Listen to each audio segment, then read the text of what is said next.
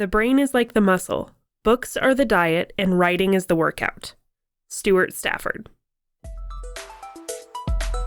You're listening to Writing Roots, brought to you by Aspen House Publishing. Welcome to Writing Roots. I'm Lee Hull. And I'm Lee Esses. And happy birthday, Lee. Thank you. And I wanted to say to you, congratulations for not buying a book today, and you should reward yourself by buying a book. Hey, that's what today's episode is about. Not actually rewarding yourself for not buying a book with a new book. It's about hacking your brain and rewarding yourself. We've said a couple of times throughout this series now that it takes about 21 iterations of something in order to make the response to that something a habit. Part of that is your brain training, hacking your brain in order to make sure it responds in a way that you have consciously decided you want it to respond. It is a lot easier for your mind to attach to a habit if you're rewarding yourself for doing that thing. So after every chapter, you reward yourself with blank. For me, I know after every draft of my novel, I will take myself out to sushi. I like sushi. It's my reward for accomplishing this portion of the task. We'll dig into different ways to hack your brain, but the biggest thing you need to remember is that you need to start small and then work your way up.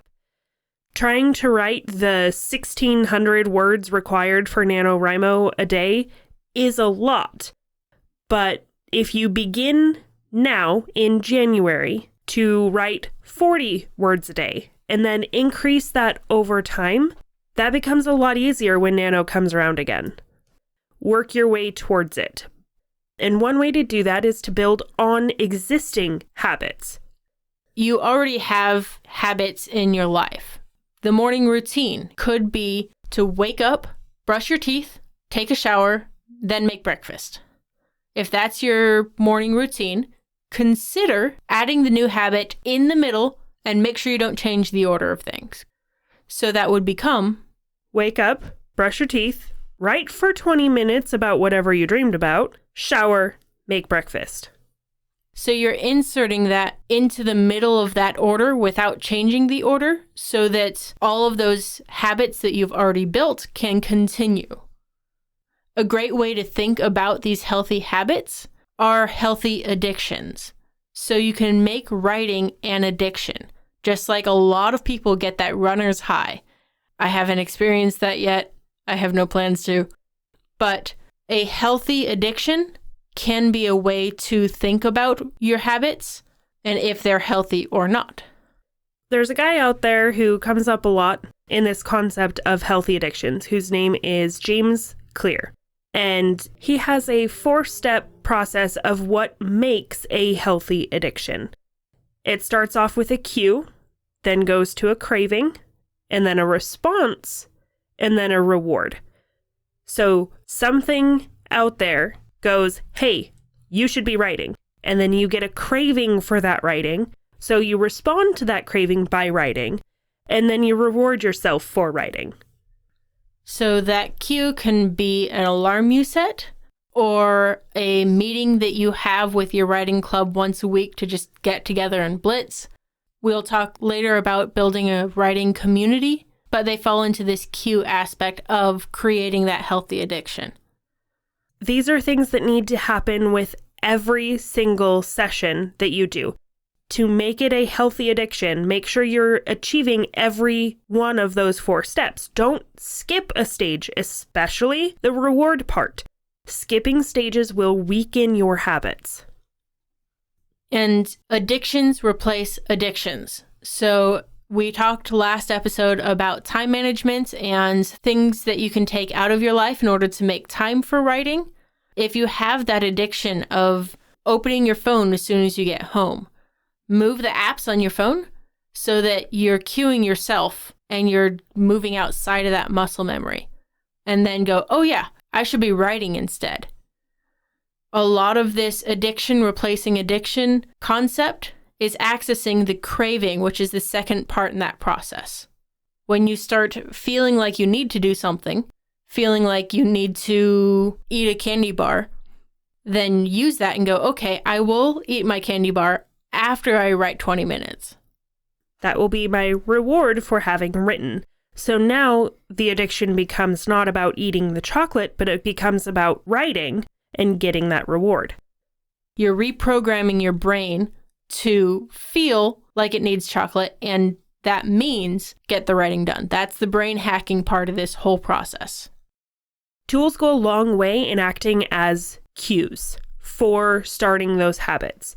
So setting up a writing environment, making sure you use the same kind of tools every time, doing things that will trick your brain into thinking, okay, it is time to write now. Just like when we go to sleep, we turn off all the lights, and that cues our brain, hey, it's time to sleep now. We can do that kind of thing with our writing. This also includes using non-writing tools, something that you're already fairly used to having around yourself, and training yourself to associate those with writing. So every time you have a stroke of genius, that bit of inspiration between meetings while you're driving, whatever, pop a Tic Tac. Your body will start to associate that flavor, which has nothing to do with writing whatsoever, with that inspiration that you just experienced. So that when you're searching for that inspiration, if you taste that, the Pavlovian response will be inspiration. Just make sure you use the same flavor, because it's the flavor that really matters, not necessarily the act. Yes, the act helps, but science tells us flavors, smells, those kinds of things do a lot for memory and brain triggering responses. If you've ever trained a dog, you know exactly how this works. Another thing you can do is to use alarm clocks. I would not recommend using the same sound as your wake-up alarm, but the alarm clock, the daily routine, every day at this time, I do this. It is one way to help you develop that cue, that habit to start you in your writing process. One thing I saw suggested online is to train your pets. Cats are especially good at this. So you've decided for the next 6 months, you want to try to write something at 2 o'clock every day. Great. At 1:59 every day, give your cat a treat. If you get distracted, if you end up binging Netflix, something like that, your cat will remind you. Because they want their daily treat that they know comes at that time. They have amazing internal clocks. This is setting up cues in your life to go back to that healthy addiction. The cue, craving, response, reward.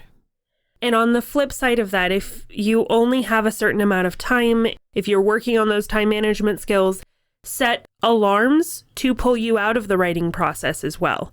So that you're not looking at the clock and stressing, oh, am I making sure I stop because I have this thing I need to do at this time? Having that alarm go off to tell you, hey, it's time to finish now, will help you focus on the writing. We do this for when we do writing blitzes. We say, okay, we want to write for an hour. So we'll set an alarm, set a timer to go off in an hour, and that will say, okay, now you can stop writing, but you should have been writing the entire time before. Last episode, we talked a little bit about how multitasking can damage your writing and damage whatever habits you're trying to build. Setting an alarm will help you make the most of that time because you aren't multitasking by looking at the clock as well as thinking about your pen and paper. Now, when we get those strikes of inspiration, sometimes we're not in a position to write it out in that very moment. We could be in the car driving, we could be in the shower, you could be doing something else. So one way to help you remember those thoughts that you have, another little trick to hacking your brain, is to say it out loud. Especially if you're alone and you don't have access to that pen and paper, you're accessing a different part of your brain by saying it out loud because you're hearing yourself say it out loud. So you're accessing your auditory memory, not just the memory of the moment. On the flip side of this, don't give voice to the thoughts you don't want to remember. Don't think about a purple giraffe. Now I've thought about a purple giraffe. Whatever you do, don't think about pianos and whiskey in a smoky lounge room. Okay, now I'm thinking of a noir film. With a purple giraffe. Okay, that's... If you tell yourself don't think about something, you're going to think about it. That just proved that you imagined a purple giraffe, I promise. Saying don't think about something is not helpful in training yourself not to think about something. So if you're trying to train a negative, redirect the thought and think instead of the questing beast. When someone says purple giraffe, you're thinking questing beast instead. So our challenge for you this month, the habit that we want you to start developing for the next 21 days, is to set and stick to a schedule for your writing. Inserting writing into the middle of your routine will help you be successful in making it a habit. And if you feel like going the extra step, go get some Tic Tacs or breath mints and keep it with you so that when you get that inspiration, you pop it in your mouth, so that when you sit down, you can pop one in your mouth and get inspiration. Our bonus episode this month is about staying inspired, and we will probably touch on this again. But this is a great tool in hacking your brain by accessing a different part of your memory in order to write selfishly. If you have a question or comment for our hosts or a topic you'd like us to cover, send us an email at writingroots@aspenhousepublishing.com or find us on Facebook by searching for Aspen House Publishing.